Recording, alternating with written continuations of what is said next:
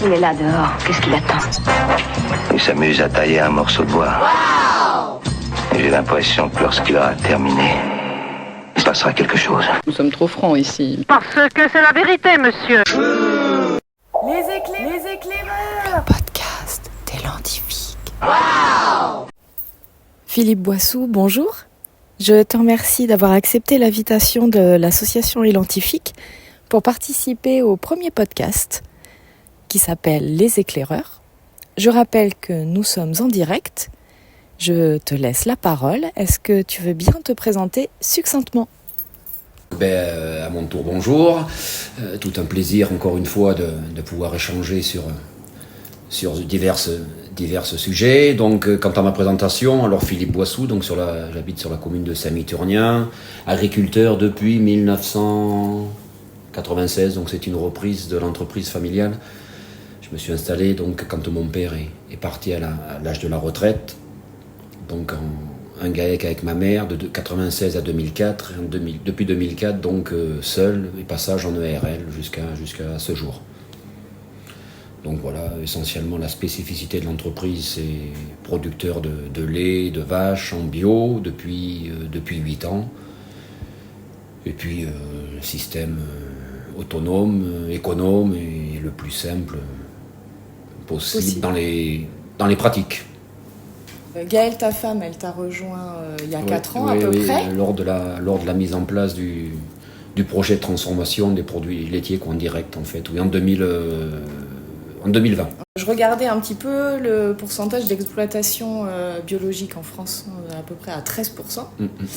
Donc toi, du coup, tu t'es mis en biologique depuis 8 ans. Avant, tu étais en conventionnel. Est-ce que tu peux expliquer la différence entre les deux, entre une agriculture conventionnelle et une agriculture biologique ? Une qui est pleinement dans le conventionnel, qui est problème de connaissance. C'est ce qui nous a perdu, j'emploie même déjà le passé, c'est ce qui nous a perdu, cette ignorance et cette indifférence, parce qu'on ne peut pas rester non plus indifférent à tous les problèmes que l'on rencontre, et cette agriculture-là conventionnelle est pleinement condamnée aujourd'hui, parce qu'on est, je dirais parce que moi je reste un repenti d'une telle agriculture, de telles pratiques. D'ailleurs, quand je me suis installé en 1996, je voulais déjà me lancer dans la bio. Alors très peu de conseils également, j'en avais fait part à la chambre d'agriculture, on m'avait vite fait comprendre que j'allais droit au mur et que ça ne le ferait pas, donc j'ai tapé en touche. Quand vous reprenez une entreprise familiale, bon, c'est pas le but, le but est de la pérenniser et pas d'aller en sens inverse. Et puis finalement, j'ai pratiqué pendant 20 ans cette agriculture, mais sans aucune motivation. Puis arrivé en 2016, j'ai dit non, il va se passer quelque chose, ou j'arrête le métier, ce qui aurait été fort regrettable. Donc je me suis engagé, je suis allé à l'encontre de certains agriculteurs qui avaient beaucoup plus de recul que moi en la matière, et puis recueilli des infos, et puis je me suis levé un matin, je me suis engagé pleinement, aussi bien en production végétale qu'animale, dans une agriculture biologique, quoi. Donc pourquoi la conventionnelle, c'est ne pas comprendre ce milieu, je dirais même que ça partirait d'un état d'esprit, quoi, en fait, d'une philosophie de vie, d'un objectif de vie. Je vais te décrire pleinement le mien, c'est le développement de ma personne, mais je rajouterais même avec un dû à l'égard des autres. C'est-à-dire que c'est se dire ambassadeur et que lorsque je fais bien, c'est au nom de toute l'humanité que c'est agir en tant en père de famille et ne pas pratiquer ça, ne pas connaître en fait ce milieu le plus complexe au monde, parce que le métier d'agriculteur c'est le métier le plus complexe, il faut tout connaître, tout maîtriser. Et malheureusement, on n'a pas toutes ces données aujourd'hui, et il n'y a pas suffisamment de connaissances en la matière, et c'est pour ça que malheureusement... Et puis bon, c'est vrai que la nouvelle politique aujourd'hui agricole ne nous amène pas, la tendance n'est pas là, hein, elle est de faire fonctionner pleinement l'agro-business. Alors on reviendra là-dessus après, au oui, niveau politique. Il n'y a pas de souci. Ouais. Ce revirement-là, tu disais, donc c'était pas évident il y a 8 ans. C'est pas facile. Est-ce que tu as été soutenu ton père, par exemple, a compris ta démarche de changer d'agriculture ? Est-ce que ça a été un combat vraiment personnel et un peu seul, quoi ? Il m'a pas forcément soutenu lors de mon installation, mais je lui en veux pas, parce que bon, effectivement, les conseils apportés n'étaient pas ceux qui sont aujourd'hui en termes d'agriculture biologique, mais je te dis, moi je l'ai fait pendant 20 ans, mais ça me motivait plus du tout.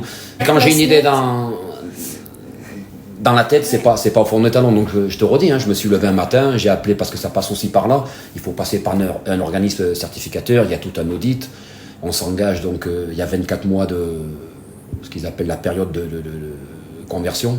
D'accord. Vous engagez donc à ne plus utiliser de fertilisation de synthèse, d'engrais chimiques, de pesticides. C'est là où vous percevez, il faut le dire aussi, des aides européennes. Et au-delà, à l'issue de ces 24 mois, vous êtes pleinement vous pouvez commercialiser tous vos produits en agriculture biologique. Mais pendant les 24 mois de conversion,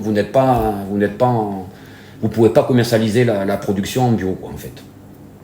Ok, donc tu t'es levé un matin et t'as dit je change Oui, complètement radicalement de je te système. redis, j'ai recueilli des conseils auprès d'agriculteurs, certains qui étaient engagés dans la bio depuis longue date, et puis voilà, j'ai dit ça. Enfin, ça me correspondait pleinement dans ma philosophie, et puis voilà, après je regrette qu'une chose, c'est de ne pas avoir franchi le cap beaucoup plus tôt, mais on est plus fort après qu'avant, donc c'est respecter déjà tout l'environnement, donc cette nature, l'animal, et puis bien sûr il en découle Au bout de la chaîne. à l'échelle humaine, donc faut pas se leurrer, donc Est-ce que tu peux nous expliquer comment est gérée ta ferme? on peut pas coupler le bio avec des grandes surfaces, ça j'y crois pas dans la conduite. Et puis c'est surtout de retrouver ce que faisaient les anciens, parce qu'on n'a rien inventé, cette agriculture agro-silvo-pastorale qui était donc les prairies, la forêt qui est indispensable, et les animaux. Il y avait un équilibre où c'était une boucle fermée et il n'y avait aucune perte. Donc, et ça, malheureusement, on trouve des grosses structures, des grandes surfaces.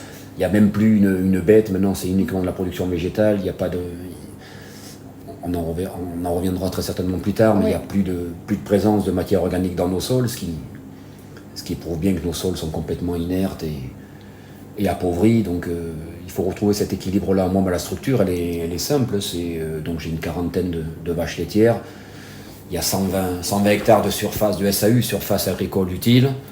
C'est tout en prairie, quoi, le plus simple possible. Et les animaux sont... Toutes les parcelles sont destinées donc à la pâture des animaux, du foin, et puis ce qui fait l'alimentation de ceux-ci en période hivernale. Et tu n'as pas tu ne fais pas entrer d'autres nourritures non, comme certains autres agriculteurs. Je reste autonome. Tu es autonome au niveau de la nourriture. Non, c'est simple, je te redis, basé sur l'herbe et du foin, et puis ça le fait tout pareil, quoi. Est-ce que tu pourrais nous dire quelle est la race de tes vaches laitières? Elles ont une race ou pas? J'y connais rien du tout. Oui, alors c'est essentiellement en conventionnel, c'est essentiellement... essentiellement blanche et noire, là, essentiellement c'est la Primogène, c'est la vache à haute performance qui est capable de produire 10-12 000 de lait, voire plus à l'année, mais qui fait, il faut le savoir aussi, l'échelle production annuelle à l'échelon national, c'est 2,5 lactations, c'est-à-dire que l'équivalence, quand tu achètes une voiture neuve, tu la rôdes et tu la revends, et ainsi de suite. Donc, parce que ça consomme 50 kilos d'ensilage quotidiennement, donc ce qui est au détriment bien sûr de sa santé, donc elle n'est pas faite pour vieillir. Moi aujourd'hui dans mon système, dans mes pratiques, j'ai des vaches qui ont plus de 10 ans, quoi. Donc après on s'y attache, on a du mal à les réformer aussi. Bon, faut pas non plus aller au-delà, mais c'est déjà énorme. Ça veut dire qu'elle fait 7-8 lactations, puisqu'elle vèle à 2 ans et demi, 3 ans, donc c'est déjà énorme. Mais alors à la base c'était uniquement de la Primogène, et puis après j'ai réalisé des croisements. Primogène croisé Montbéliard, il y a des Normandes, il y a des Jersiaises, il y a des Kiwis, qui est un croisement entre la Primogène et la Jersiaise.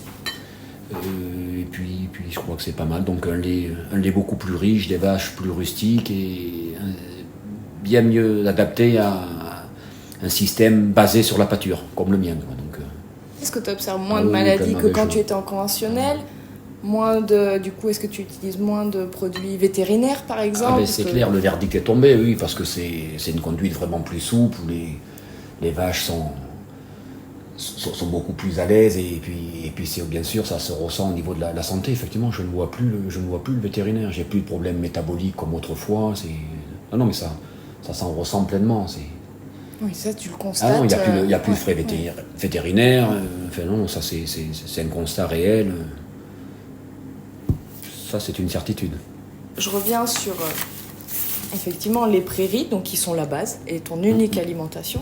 À quoi sert ce sol si précieux en fait? Oui, c'est notre terre-mère, faut pas l'oublier, terre nourricière, indispensable, c'est pas pour rien si elle a été baptisée la terre, de toute façon. Et donc c'est le milieu, je le redis, le plus complexe, c'est-à-dire qu'en fait la vie nous appartient pas, parce que le sol, en fait, il héberge plus de 80% de la biomasse vivante, donc la vie elle s'épanouit dans ces trois milieux qui sont l'hydrogène, le carbone et l'oxygène. Et contrairement aux deux autres éléments, l'atmosphère et l'oxygène, c'est impossible de les détruire. C'est-à-dire que l'eau, on peut faire l'atmosphère, il faudrait chauffer l'air à plus de 100 degrés. Aujourd'hui, on ne sait pas le faire. Ça pourra peut-être venir un jour, mais on ne sait pas le faire. Et puis si on arrête de polluer l'air, ça revient très vite à la normale, comparé au sol, parce que l'eau et l'atmosphère sont rattachés par des charges atomiques, donc extrêmement soudées et très difficile de les démolir, de les détacher. Contrairement au sol, ce sont des charges électriques, donc extrêmement fragiles. C'est pour ça que quand vous dégradez, quand vous pratiquez comme moi je l'ai fait pendant un certain nombre d'années, que vous apportez une fertilisation de synthèse et autres, donc vous détruisez votre sol, vous l'appauvrissez. Je peux vous dire qu'il faut quand même un certain nombre d'années pour revenir à la normale et retrouver cet équilibre et avoir des choses positives. Ça revient petit à petit, mais 8 ans que je suis engagé dans la bio, on revoit tout juste. Enfin, il y a quand même un plus, mais il faut encore quand même des années, et encore, on n'avait pas trop forcé ni apporté d'intrants chimiques comparé à certaines régions, dans la Beauce ou autres, où ces cultures se culturent, et plusieurs traitements chimiques sur la même culture et sur la même parcelle. Donc là, on était quand même un peu plus dans le respect, mais bon, on est en plein Limousin aussi, donc c'est quand même différent. En 8 ans, tu commences à peine à voir... Oui, tout juste, parce que la première cause de destruction massive de nos sols, c'est le labour. Parce qu'il faut énormément de matière. Autrefois, dans les années 50, il y avait 4 à 5% de matière organique, alors qu'ils ne produisaient que 2 tonnes de paille à l'hectare. Aujourd'hui, la tendance est inversée, mais on n'a plus qu'une tonne 5 1,5% de matière organique. Et il faut de la matière organique pour avoir un sol vivant, c'est la base. On se plaint de sécheresse, il n'y a plus de porosité dans nos sols, les sols sont tellement compactés de par les pratiques, des engins de plus en plus lourds, et puis les engrais chimiques ont tout fait pour détruire justement toute cette faune et biodiversité qui est indispensable justement pour l'agriculteur. Mais ça, encore une fois, c'est un problème de connaissance. Tant qu'il n'aura pas cette connaissance, ça ne pourra pas aboutir de toute façon. Il ne pourra pas faire autrement parce qu'on les a tellement appauvris qu'il n'y a plus d'autre issue que d'apporter du NPK, enfin NPK, l'azote, le phosphore, la potasse pour obtenir un minimum de rendement, même s'ils sont loin le club des 100 quintaux n'existe plus, c'est fini. Donc on est loin de l'objectif. Donc il faut apporter la matière organique. Déjà, un sol doit être de structure, il doit être comme une éponge. Il faut savoir que quand il est suffisamment pourvu en matière organique, il retient 300% de son poids en humidité. Donc vous craignez quand même bien moins les périodes de sécheresse.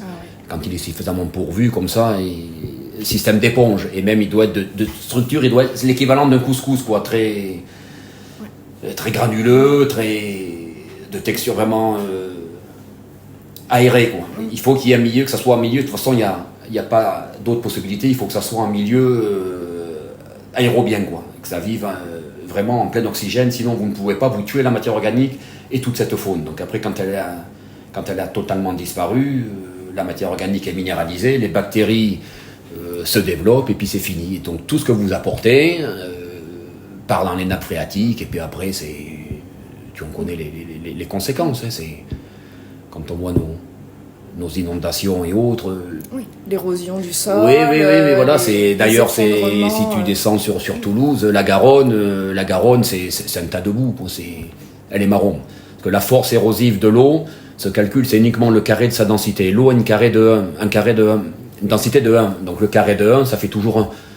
Quand c'est associé à la matière argileuse, l'argile, c'est une densité de 4,5. Donc carré de 4,5, c'est plus du tout la même. C'est pour ça que après ça se mélange, c'est de la boue, ce qui fait que ça commence à emporter les voitures, ça commence à emporter les arbres, les maisons, et puis ça a une force inimaginable. Donc Et l'erreur part de là, malheureusement. Donc, mais quand on n'a pas connaissance de tous ces phénomènes-là, les engrais chimiques, premières destructions massives, et le labour. Labour profond, on ne pourra jamais former d'humus dès lors qu'on a enfoui la matière organique.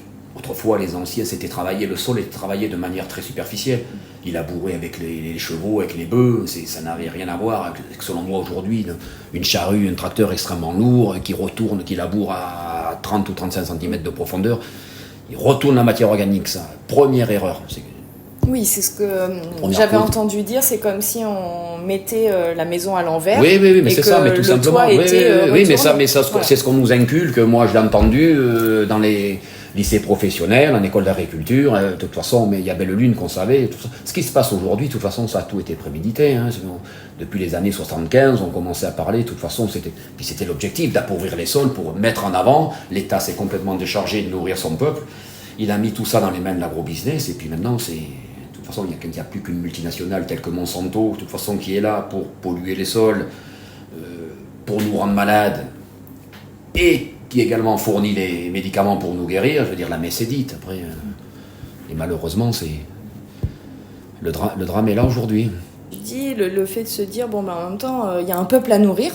Donc, faut y aller, faut des rendements. Ça a été le discours de l'après-guerre. Hein. De toute façon, il fallait tout rebâtir. Productivisme à outrance. Et aujourd'hui, on en voit les conséquences. En fait, on nous a fait miroiter la révolution verte. On aurait dû se méfier. Une révolution, elle est jamais verte. Elle est plutôt sanglante. Et malheureusement, on a vu le résultat. Alors, on a beau mettre en avant que c'est pas la bio qui va pouvoir nourrir l'humanité. C'est ça, c'est-à-dire qu'on oppose en disant que mais c'est ça, parce que c'est l'agroécologie un peu. Tout simplement. Voilà. L'agriculture biologique ne peut pas avoir de rendement comme ça, ne peut pas nourrir là. C'est ça qu'on entend en fait. Et puis il n'y a pas besoin d'agir, il n'y a pas besoin de travailler comme le font la plupart des agriculteurs avec des gros engins de plus en plus lourds et qui coûtent une fortune. Non, laisser faire toute cette microfaune, les va-et-vient entre c'est les vers de terre indispensables pour la vie du sol, les vers de terre. Un exemple, dans les années 50, c'était 2 tonnes de vers de terre hectare. Aujourd'hui, on est passé à moins de 100 kilos. Vers de terre, si vous voulez, il remonte tous les jours l'équivalent de son poids, de son poids, avec 2 tonnes de vers de terre par hectare, remonte tous les jours 2 tonnes de terre.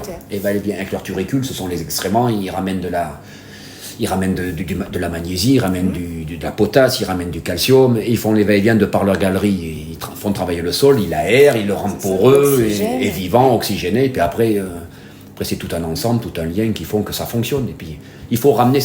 l'agriculture aujourd'hui manque de science, on a fait croire qu'il n'y a plus que de la technique, il n'y a plus que de la chimie, il n'y a plus que de la grosse mécanisation, et malheureusement on l'entend tous les jours. Moi, je veux dire, ça m'affecte quand même quelque part, parce que c'est des gens qui travaillent énormément, qui investissent, et puis qui entend dire qu'ils se sortent à peine un SMIC au final. Je veux dire, c'est quand même dramatique. Après, l'agriculteur, ça n'a jamais été son souhait d'appauvrir les sols et d'empoisonner l'humanité, parce que c'est le terme. Hein. Malheureusement, on a entendu ce discours, et puis peut-être, je le redis, ça part d'un autre état d'esprit, malheureusement, et il faudra en passer par là, mais bon... Ce qu'on fait là, c'est hyper intéressant, parce que passer par de l'information, de la connaissance, le pouvoir de la connaissance, et puis le diffuser, parce que la connaissance, elle est infinie, mais au même titre que la connerie. Donc, c'est là où il y a un énorme travail encore à faire. Hein, Complètement. Mais c'est le milieu le plus mal connu, et malheureusement, on sait pas. Mais c'est une partie du capital, parce que quand tout part dans les nappes phréatiques, malheureusement, c'est une partie du capital qui se fout le camp. Donc, et ça, de manière très répétée, et puis de par les pratiques qui ont du mal quand même, qui ont du mal à changer, parce qu'on faisait comme faisaient les parents, les grands-parents. Enfin, les grands-parents encore, c'était à plus petite échelle. Hein, Mais il y a eu du résultat, il faut le dire. À l'arrivée des engrais chimiques, il y a eu du résultat. Mais pourquoi ? Parce que les sols étaient suffisamment pourvus en matière organique. Donc, ça servait de support. Aujourd'hui, il n'y a plus de teneur en matière organique. Donc, on peut se balader dans les parcelles, on ne voit plus de présence de rosée, de champignons dans les champs.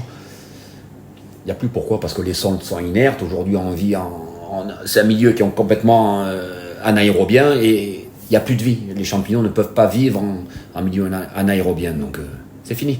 On a tué, on a appauvri les sols. Alors là, c'est pour ça que les rendements baissent, parce que la production de céréales stagne à l'échelle planétaire.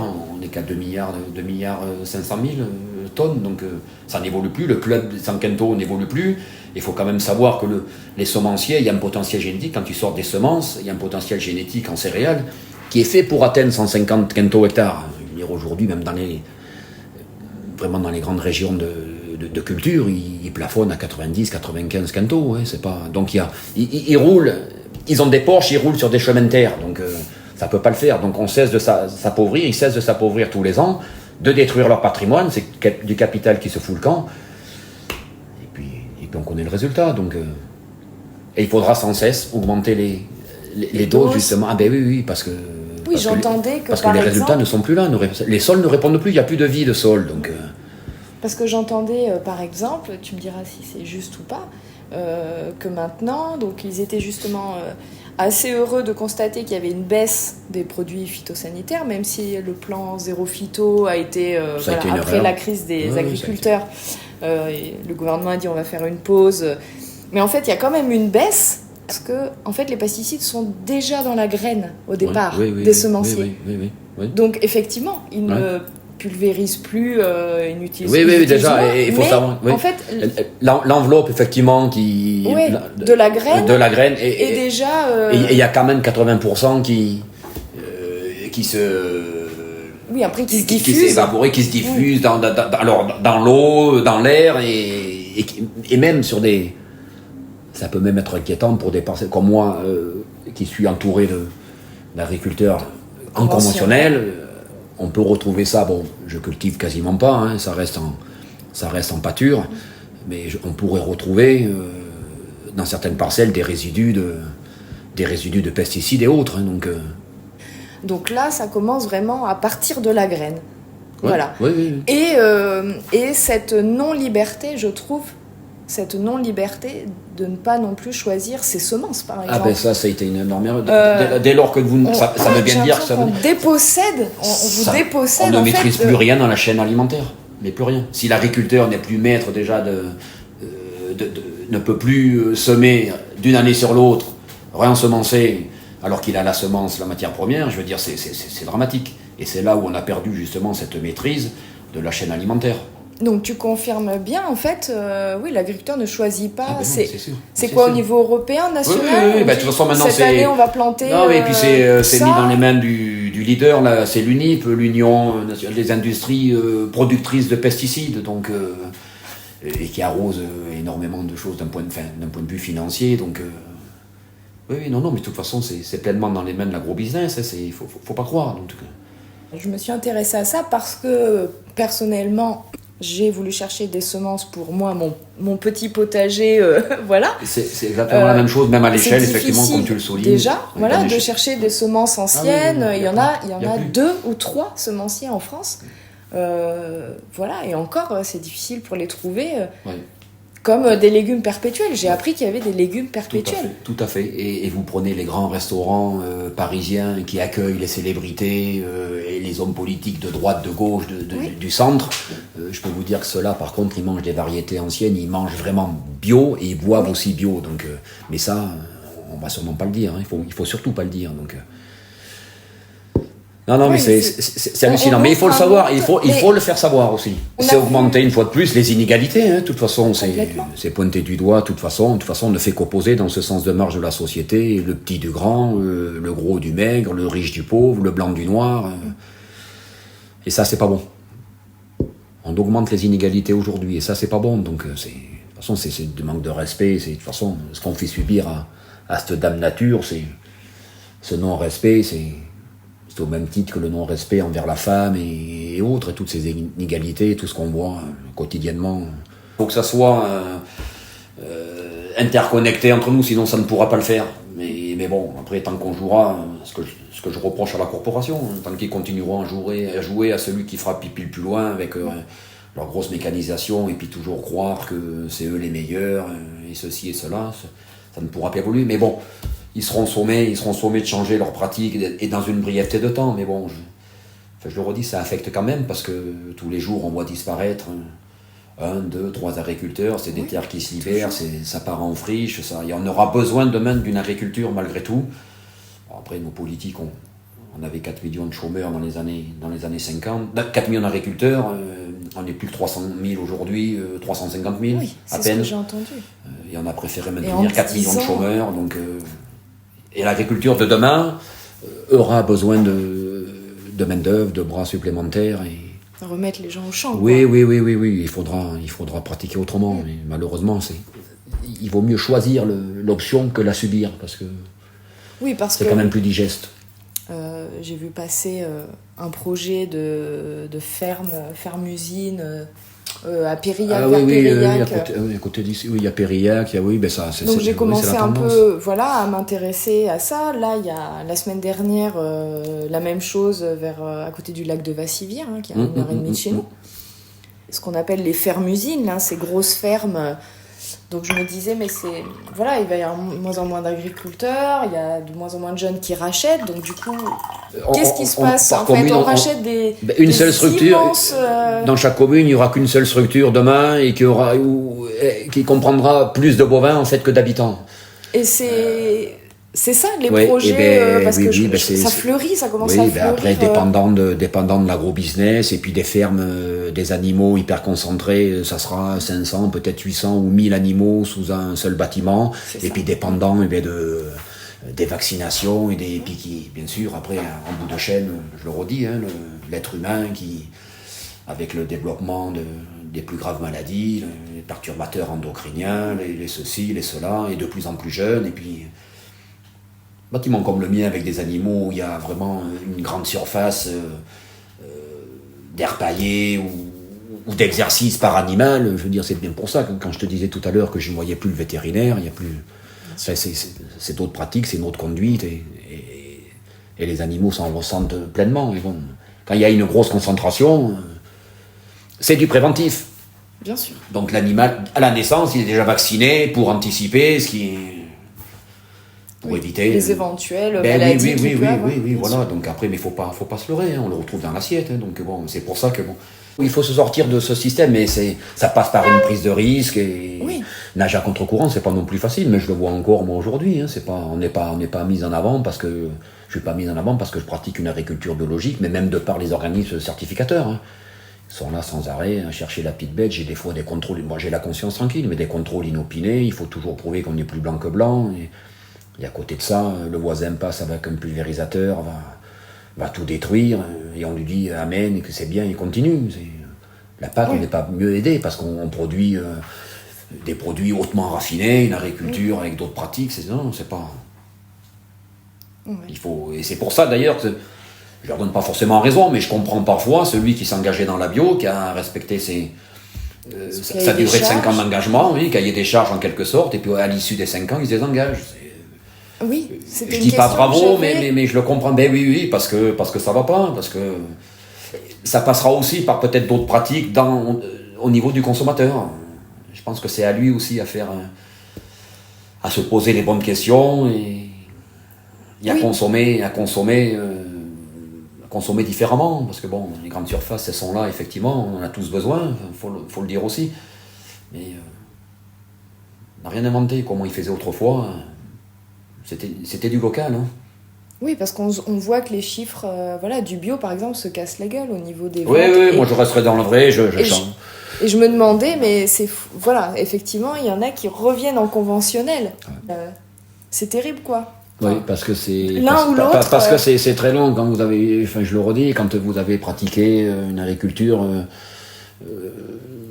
conventionnelle avec les... Et puis c'est beaucoup plus facile, il y a une mécanisation, c'est beaucoup plus simple. Quand vous êtes envahi par les mauvaises herbes, je veux dire, vous faites appel au technicien, il vient, ça y est, il a le produit miracle, vous versez ça dans votre pulvérisateur, un quart d'heure après, ça y est, tout est en ligne, c'est magnifique, c'est pas les mêmes pratiques, ça n'a rien à voir. Mais ça demande beaucoup plus de science, en fait, et c'est ce que je reprocherais à l'agriculture. Et puis il n'y a pas non plus forcément le conseil aujourd'hui apporté dans les lycées professionnels. Il y a du mieux, il y a des cours, il y a un contenu qui est attrait à l'agriculture biologique, mais c'est pas suffisant. Donc ça va très loin. Mais je sais que je suis pleinement dans le vrai et je changerai pas mon fusil d'épaule. Et je suis convaincu que le bio réapparaîtra dans une brièveté de temps. J'en reste persuadé. Et celui, malheureusement, qui a fait marche arrière ne reviendra pas. Celui qui était conventionnel, qui passe en bio, s'il a été déçu, il repasse en conventionnel, il ne refera pas marche arrière, ça c'est sûr. Il faut le savoir, moi, à mon avis. Mais il y a une grosse part de recherche, de travail à faire vis-à-vis du consommateur. Il vaut quand même mieux le bio.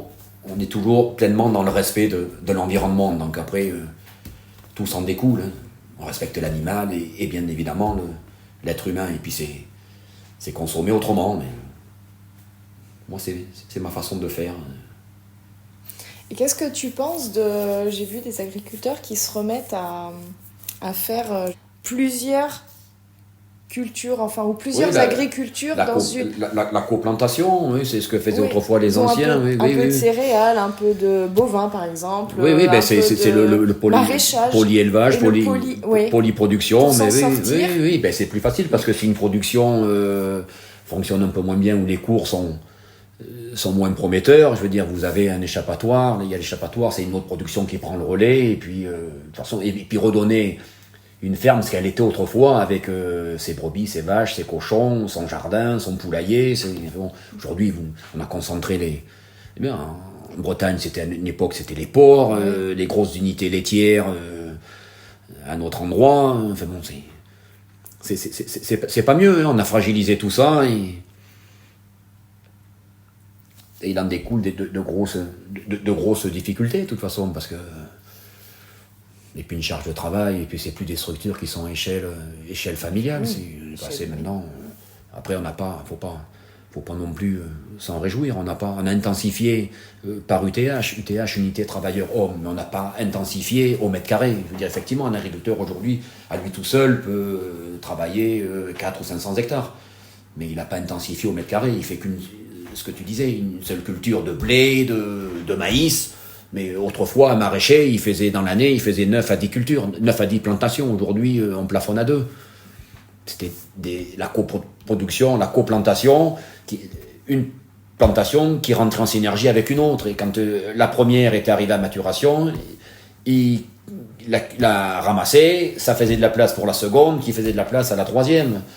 Il y avait 9 à 10 cultures, plantations par an. Aujourd'hui, non, on plafonne, donc... Oui, on n'a plus les mêmes rendements au mètre carré aujourd'hui, il ne faut pas rêver. Hein. Effectivement, on a intensifié parce que de par la technique, par exploitant, mais pas au mètre carré. Et ça, c'est un drame. Donc, alors ça va poser souci parce qu'on est qu'à l'échelle planétaire, on est à... Chacun se fait plaisir en amenant son chiffre, on est 7 milliards d'habitants, si on ramène à la structure, la surface totale, on est à moins de 2200 mètres carrés par habitant. Donc, sachant qu'on perd des terres tous les ans, la population ne cesse de s'accroître, donc à un moment donné, je ne sais pas comment on va nourrir. C'est pour ça qu'on a cru à la révolution verte, puis finalement on devait tout exploser, les rendements de par l'arrivée des intrants chimiques, des engrais chimiques, mais ça n'a pas été le cas. Donc, et on a 1,5 milliard qui sont carencés, et voire qui meurent de faim. Donc, les deux grosses problématiques sont apparues, c'est que comment on va faire face à cette instabilité climatique, on le voit d'ailleurs actuellement, et cette dépendance énergétique, parce que l'agriculteur qui demain dépendra de plus en plus du carburant, du gaz pour produire justement les engrais, et il en faudra de plus en plus, à mon avis, je ne sais pas comment on va pouvoir s'en sortir, comment ces fameux scientifiques ont vu la chose, donc...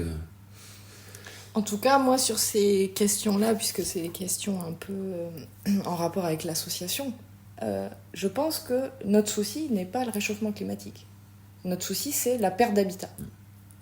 S'il n'y a plus d'habitat, d'écosystèmes, d'animaux, comme tu dis, de sol, il n'y a plus rien. Il n'y a plus de vie. Mais il n'y a plus de vie. Il n'y a plus de vie, il n'y a plus de plantes, il n'y a plus d'animaux, il n'y a plus de nourriture. C'est pas tant essayer de trouver une solution... justement technique, mais de se dire, mais qu'est-ce qu'on veut ? Effectivement, on ne fait que traiter la conséquence plutôt que de rechercher la cause, mais malheureusement... Parce que je te coupe, Philippe. Je t'en prie. Pour revenir un peu à comment ça fonctionne au niveau, on a parlé du sol, par exemple l'eau, on en parlait tout à l'heure. L'eau, comment elle est gérée? T'as des ruisseaux, Oui, t'as moi, j'ai des puits sur la j'ai des points l'exploitation? d'abreuvement, Ouais. j'ai une source qui est captée, et puis moi je suis pas trop embêté justement pour abreuver les animaux, même dans les parcelles. Bon, l'avantage des vaches laitières, c'est que tous les matins, soirs, c'est la traite, donc ils reviennent en bâtiment, donc il y a l'abreuvement en bâtiment, donc ça reste simple. Après, je suis pas embêté à ce niveau-là. Et puis effectivement, j'ai des ruisseaux dans les parcelles les plus éloignées, donc ils s'abreuvent tout seuls. Ça me demande pas une charge de travail supplémentaire à ce niveau-là, quoi. D'accord, ok. Parce que c'est vrai qu'on entend parler, voilà, de l'approvisionnement en eau. Il y a nous, alors au niveau des nappes phréatiques, il y a quand même bien plu chez nous pendant tout l'automne et voilà, jusqu'à début juillet. Hein. Il a plu énormément, donc les nappes phréatiques sont pleines à craquer. Là, j'ai vu une carte récemment, à part dans le sud de la France, mais voilà, tout est plein. Et il y a un an, à peu près, il y a eu cette histoire des méga-bassines, par exemple. Encore une fois, une nouvelle porte qui s'ouvre sur pourquoi faire des réservoirs d'eau. Alors on comprend bien que l'eau va être de plus en plus rare, mais elle est déjà. Pourquoi cette colère qui est montée? Pourquoi ces gens qui s'opposent à ce point-là? Qu'est-ce que c'est que cette histoire de méga-bassines Je cautionne pas forcément, parce que il vaut mieux faire ce qu'on fait, dans de l'information, communiquer dans ce sens-là, et peut-être appliquer d'autres pratiques, préserver donc cette biodiversité, ramener du carbone dans les sols plutôt que de l'azote, remettre en place toute cette faune sauvage, biodiversité, et plutôt que de mettre de l'argent justement sur des méga-bassines qui coûtent des fortunes que l'État va aussi subventionner, c'est-à-dire que ça va coûter encore une fois à tout le monde. Il faut quand même savoir que quand l'eau est pompée comme ça dans les nappes phréatiques, elle est quand même en contact avec des roches, et certaines roches se chargent en sel. Quand elle est après stockée, déjà il y a un phénomène d'évaporation, et quand vous épandez ça après sur des cultures, c'est-à-dire que c'est comme ça qu'on a formé les déserts, de toute façon. C'est-à-dire que de l'eau avec une forte salinisation, et quand vous amenez ça donc sur les terres, l'irrigation, il n'y a pas mieux pour détruire les sols. Mais ça, les agriculteurs vont s'en rendre compte dans une brièveté de temps, de toute façon. Elle est trop chargée en sel, donc quand vous mettez ça après sur les cultures, vous détruisez tout simplement les sols. Donc je comprends pas pourquoi une fois... Enfin, si, je comprends pourquoi, parce que c'est encore une fois mettre des moyens financiers, il vaudrait mieux les mettre ailleurs, ce que je redis dans l'information ou autre, plutôt que de subventionner l'implantation de la fabrique de méga-bassines qui vont coûter encore une fois des fortunes, quoi. La solution, elle n'est pas là. Il vaut mieux arriver à un équilibre de nos sols, et l'eau sera plus présente. Qu'il y ait une rétention. Voilà, quand je redis, quand il y a suffisamment. Si on arrive avec quand je vois les tonnages de paille aujourd'hui que l'on sort à l'hectare comparé à nos anciens dans les années 50, 6 voire 8 tonnes de matière de paille à l'hectare, et qu'on est rendu à 1%, 1,5% de matière organique, je veux dire, si on l'augmentait, si on arrivait à 2, 3 ou 4%, je veux dire, il y aurait une retenue. Et ce que je disais tout à l'heure, un sol c'est une éponge, et la matière, quand le sol est suffisamment pourvu en matière organique, il retient 300% de son poids en humidité. Donc après, vous pouvez quand même pallier et faire face à une longue sécheresse. À un moment donné, effectivement, il faudra que l'eau tombe à un moment donné, mais bon.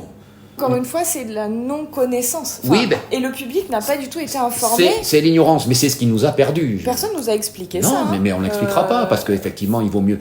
le système de subvention, et puis vous tenez encore les agriculteurs sont tenaillés, et puis c'est un système de subvention qui... Enfin, c'est quand même malheureux que la corporation d'agriculteurs, c'est la seule activité qui quand même soit autant subventionnée, et qui ne reste rien au final. Enfin, moi, je veux dire, on voit bien quand même, mais il y a quand même une prise de conscience. Quand vous parlez avec les agriculteurs, ils sont quand même conscients, quand ils voient disparaître un agriculteur ou leur propre voisin ou autre. Enfin, il y a quand même un sérieux malaise à un moment donné.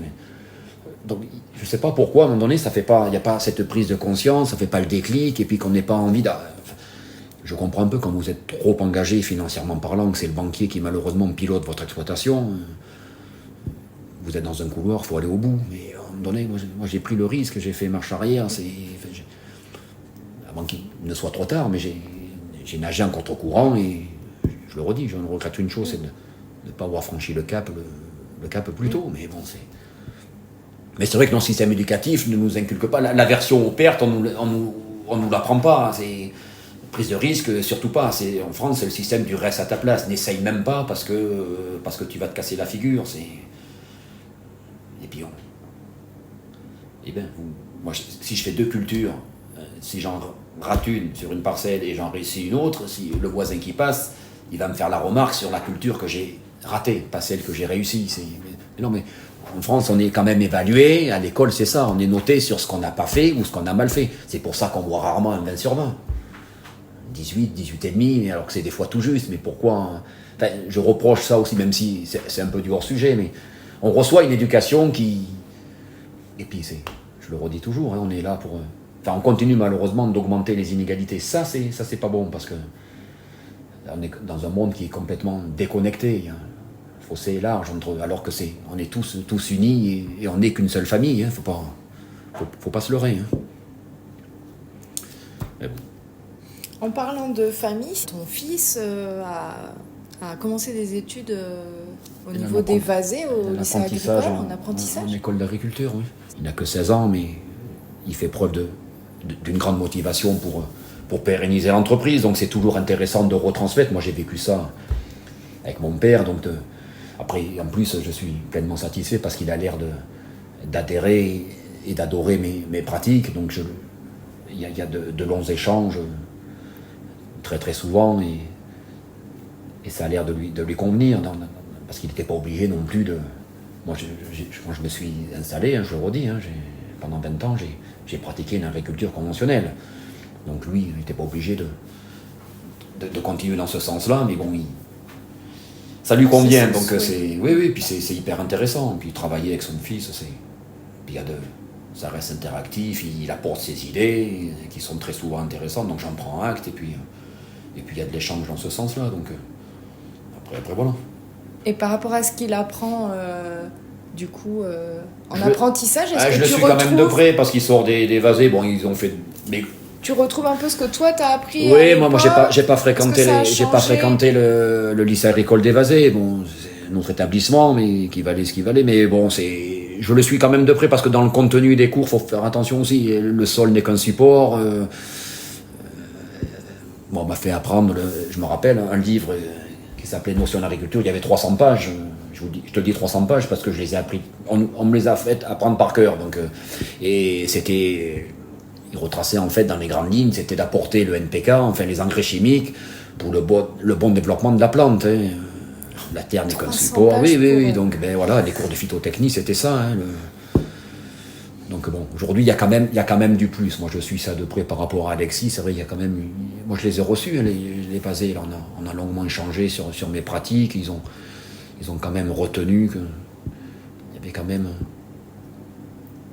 Il y avait quand même des choses intéressantes dans ma façon de faire et que l'avenir, il était bien là. Donc, mais il y a encore du travail. Oui, tu observes que oui. Entre ça évolue, temps à toi et le temps de ton enfant, il y a encore énormément de travail. Les jeunes aujourd'hui, mais bon, moi j'étais pareil quand j'étais beaucoup plus jeune. Ce qui fascine aujourd'hui, hein, c'est Victor Hugo qui disait que les gros engins, la grosse charrue, on laboure de plus en plus profond, et on fait les concours de labour aujourd'hui, maintenant dans les maisons, les grosses médailles. C'est Victor Hugo, oui, qui disait que une immense force qui aboutit à une énorme faiblesse. Hein, c'est ce qui amène à une grande fascination devant assis sur le siège d'un gros tracteur. Le taux d'endettement, il part d'ici. Hein, complètement. Oui, ça commence là déjà. Oui, encore c'est autre chose, mais c'est surtout ce qui a amené à une destruction massive de nos sols, quoi. Oui, cette mécanisation, comme tu disais, et c'est pratique. Et c'est pratique. Et c'est vrai que ça fait rêver. Hein, ça fait rêver. Plus moi maintenant à mon âge, mais ces gros tracteurs... Et puis j'ai vu maintenant, il y en a qui sont connectés, tu peux connecter ta parcelle au satellite. Oui. Voilà, travail de jour comme de nuit. Oui, ça peut travailler tout seul, limite. Les tracteurs sont autotracts, il n'y a bientôt plus besoin de chauffeur, les parcelles sont enregistrées, identifiées, enfin bon, je vois comme ça se passe. Bon, après, il fallait aussi un plus, du confort, ça, mais bon, c'est arrivé à l'extrême. Le tracteur aujourd'hui, c'est 1 000 € du cheval. Vous voyez que la plupart sont équipés de tracteurs 300 chevaux. 1 000 € du cheval, ça fait 300 000 €. Donc, ben bon. S'il achète, c'est que le banquier le valide. Donc c'est qu'il y a du répondant. Mais tant mieux pour eux. Hein, mais il faut aligner les heures et un train de vie pour tomber les hectares pour le rentabiliser, pour l'amortir. Donc bon. Moi, je vois la vie, j'ai plus envie aujourd'hui de troquer ma vie contre une rentabilité. Je l'ai fait, j'ai fait de lourdes erreurs, mais ça m'a permis de rebondir et j'ai rebondi avec ça. Donc, et heureusement que je les ai faites. Il faut les faire d'ailleurs, j'invite tout le monde à les faire et les faire en plus le plus tôt possible. Et la vie, c'est ça, c'est essai-erreur en permanence. Il ne faut pas avoir peur du regard des autres, d'être pointé du doigt, s'en fiche. Il faut rester à sa place, il faut rester... Merci Philippe. Je t'en prie. Voilà, on arrive à la fin de l'entretien. Est-ce qu'il y a un sujet qu'on a oublié? Est-ce qu'il y a une dernière chose que tu as envie de dire? C'est de l'information, ça coûte rien, c'est un peu de temps à passer, mais ça passera par la connaissance. Ramener énormément de science dans le domaine agricole, c'est une priorité. Et voir ce qui se fait et qu'on s'inspire de systèmes comme le mien, de pratiques comme le mien et d'autres. Hein. Je suis pas le centre du monde, loin de là, mais c'est des systèmes qui fonctionnent. C'est pas gourmand en investissement. Ça vaut ce que ça vaut. Puis une petite structure, on maîtrise à échelle familiale, on maîtrise nettement mieux qu'une structure où il y a une grosse concentration d'animaux. Et je vois ce qui se passe autour de moi, c'est des gens qui c'est peut-être un petit peu aussi et ce qui pêche, hein, c'est toujours la tête dans le guidon, donc puis en permanence 7/7, y compris le dimanche, il n'y a pas trop de vie sociale et d'ouverture d'esprit, donc c'est là où j'inviterai la corporation un peu je dirais même qu'un paysan qui sort, c'est un paysan qui s'en sort, donc Oui.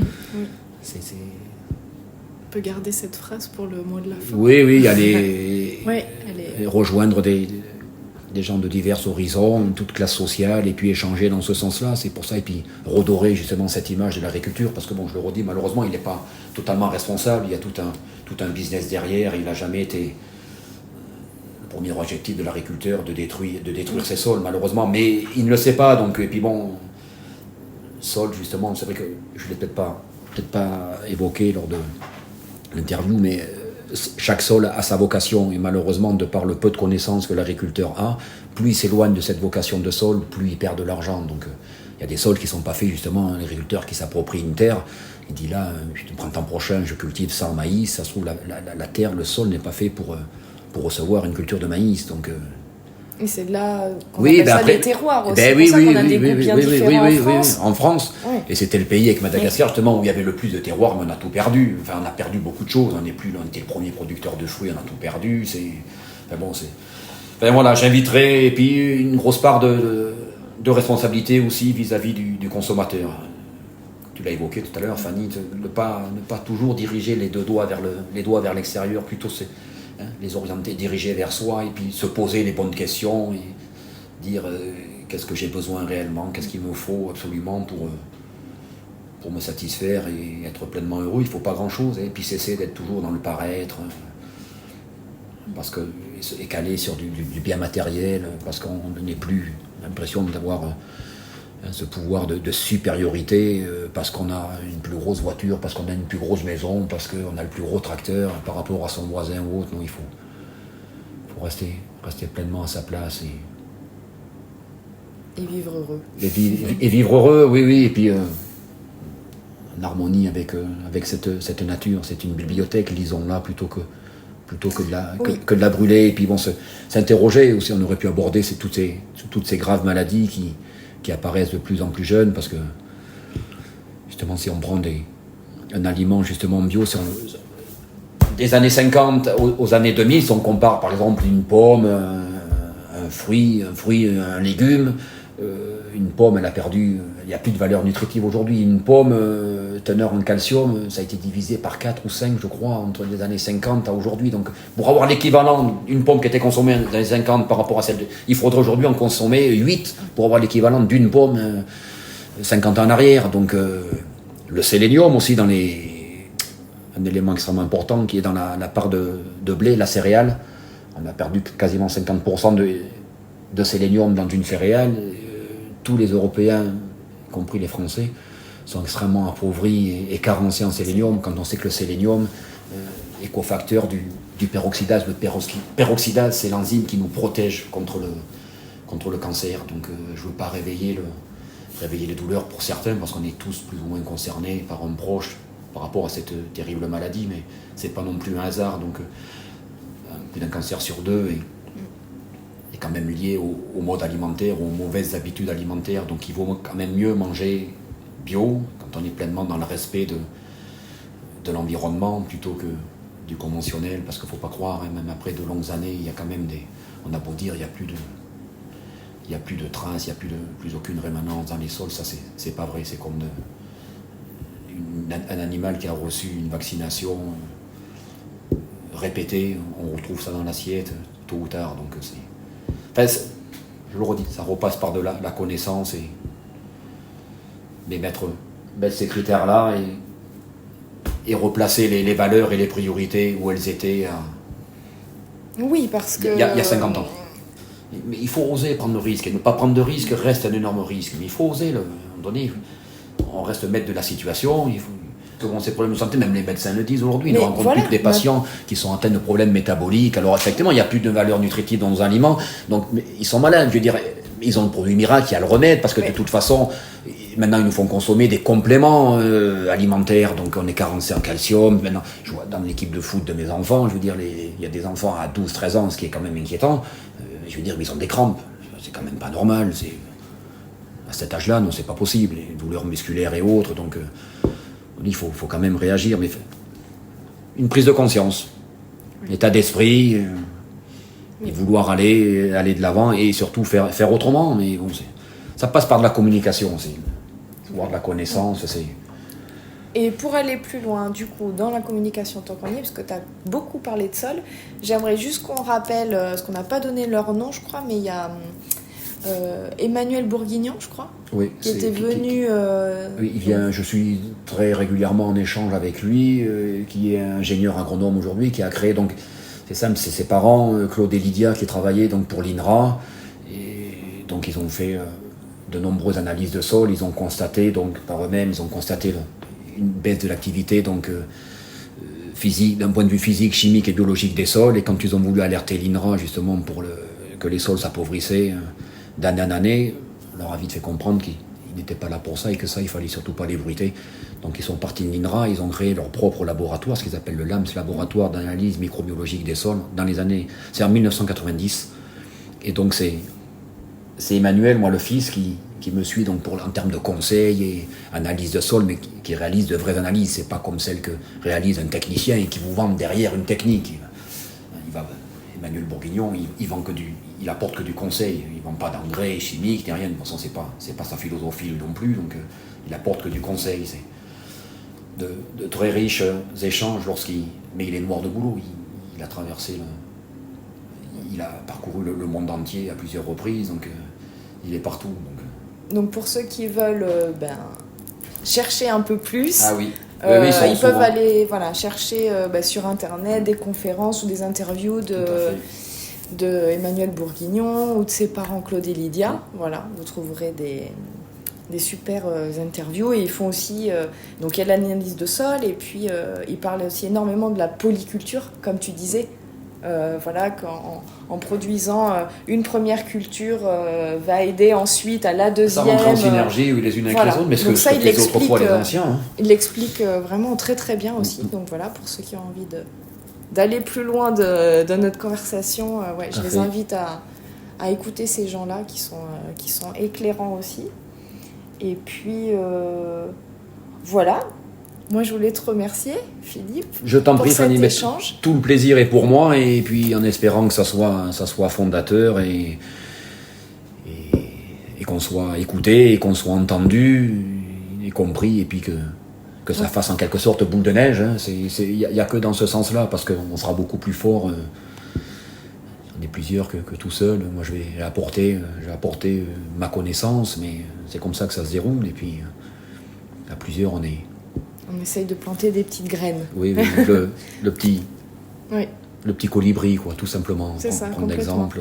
Oui, du petit colibri. À ce niveau-là. Mais je veux pas. Il n'est pas dans ma nature de baisser les bras. Hein, au contraire, moi, je reste positif parce que de toute façon, ces pratiques-là,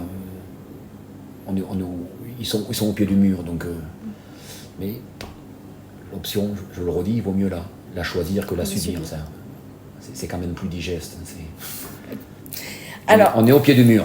En parlant de digeste, je rappelle que donc les gens peuvent venir récupérer vos produits à la ferme. Oui, donc il y a un atelier de transformation. Donc la vente a lieu tous les vendredis de 10h30 à midi et de 14h à 19h. Principe de précommande, date butoir le mercredi soir. Et puis vous y trouverez donc du beurre doux, demi-sel, du riz au lait, des crèmes dessert, vanille, café, chocolat, caramel, fromage frais, nature, aromatisé, du lait bien sûr. Et je me semble avoir fait le tour, une gamme relativement complète. Donc les gens peuvent commander sur votre site ou sur Facebook, oui, j'ai vu. À la convenance de chacun. Donc oui, principe, le courriel, SMS, le site, et puis voilà. Donc. Et puis vos produits, on peut les retrouver aussi dans les cantines scolaires. Différentes épiceries donc de proximité, effectivement. Épiceries locales. Oui, et puis certains des marchés. Bon, nous avons suffisamment de travail, des marchés par certains grands restaurateurs sur la place de Limoges et hôtels aussi. Donc, mais bon, on veut pas développer. Il y a suffisamment de travail. Et ça nous va très bien. Mais petite structure familiale. Très bien. Merci Philippe. Je t'en prie Fanny, merci à toi et puis à très bientôt, je l'espère, et dans la continuité de nos échanges bien sûr. Oui. Merci Philippe.